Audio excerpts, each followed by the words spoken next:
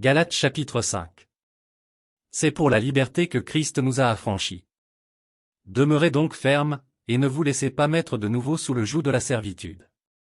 Voici, moi Paul, je vous dis que, si vous vous faites circoncire, Christ ne vous servira de rien.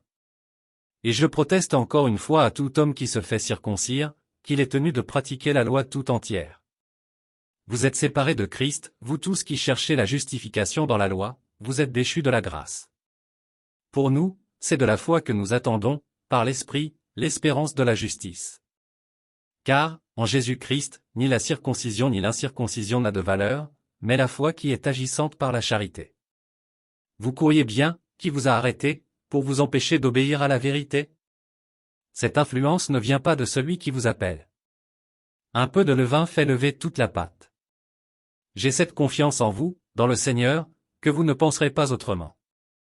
Mais celui qui vous trouble, quel qu'il soit, en portera la peine. Pour moi, frères, si je prêche encore la circoncision, pourquoi suis-je encore persécuté? Le scandale de la croix a donc disparu. Puissent-ils être retranchés, ceux qui mettent le trouble parmi vous? Frères, vous avez été appelés à la liberté, seulement ne faites pas de cette liberté un prétexte de vivre selon la chair, mais rendez-vous, par la charité, serviteurs les uns des autres. Car toute la loi est accomplie dans une seule parole, dans celle-ci, tu aimeras ton prochain comme toi-même. Mais si vous vous mordez et vous dévorez les uns les autres, prenez garde que vous ne soyez détruits les uns par les autres. Je dis donc, marchez selon l'esprit, et vous n'accomplirez pas les désirs de la chair.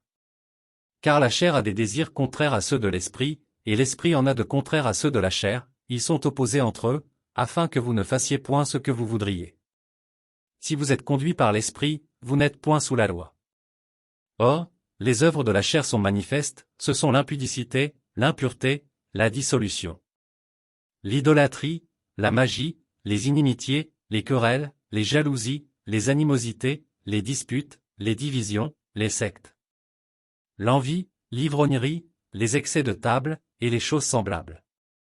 Je vous dis d'avance, comme je l'ai déjà dit, que ceux qui commettent de telles choses n'hériteront point le royaume de Dieu.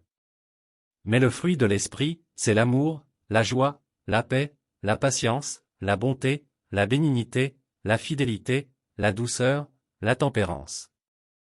La loi n'est pas contre ces choses. Ceux qui sont à Jésus-Christ ont crucifié la chair avec ses passions et ses désirs.